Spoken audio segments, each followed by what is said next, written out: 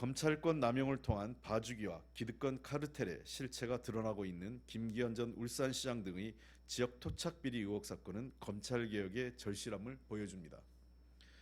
국회는 어제 검경수사권 조정과 고위공직자 범죄수사처 설치를 위한 검찰개혁 법안을 본회의에 상정했습니다. 이미 오랜 기간 사회적 논의와 수기를 거친 만큼 지체 없이 처리해야 하지만 검찰개혁에 반대하는 자유한국당에 의해 무제한 토론이 진행되고 있습니다. 무소불위의 검찰권으로 국민 위에 군림하는 검찰개혁을 막겠다는 기득권 카르텔 행태에 강력한 유감을 표합니다. 이 와중에 자유한국당이 하명수사 운운하며 국민을 혼란스럽게 하고 있는 김기현 전 울산시장 등의 비리 의혹 사건이 실체를 드러내고 있습니다. 뉴스타파가 당시 검찰 수사관이 비리 의혹은 수사하지 않고 사건을 고발한 사업가의 주변인 계좌를 무차별적으로 들여다보고 겁박한 음성 파일을 공개한 것입니다.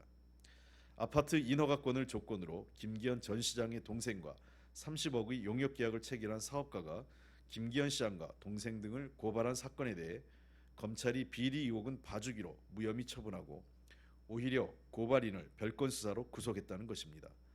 공개된 녹음 파일에는 검찰 수사관이 사건을 만들기 위해 고발을 회유하고 강압적으로 검찰 출석을 요구하는 내용이 담겨 있습니다.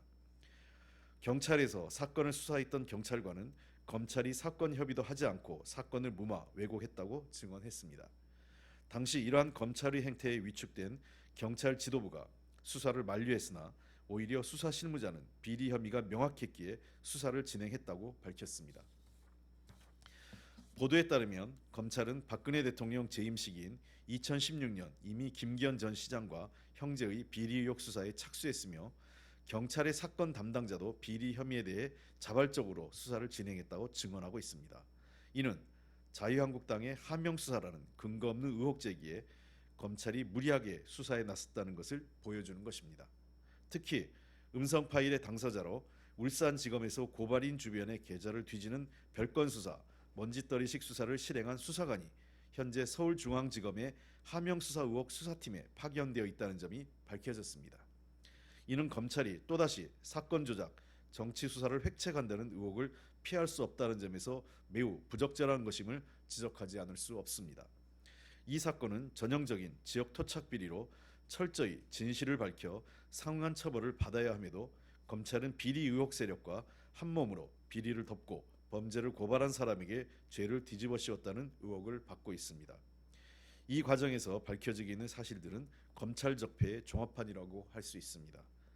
사건과 관계없는 주변인의 계좌를 들여다보고 없는 사건을 만들고 해야 할 수사는 하지 않은 채 비리 의혹은 봐주기로 덮어버리는 검찰의 행태는 검경수사권 조정과 공수처 설치의 필요성을 명확히 보여주고 있습니다. 더불어민주당은 국민과 함께 선거법 개정을 해낸 것처럼 자유한국당과 검찰의 저항과 방해를 이겨내고 반드시 검찰개혁 법안을 통과시켜 검찰을 국민에게 돌려드릴 것입니다. 이상입니다.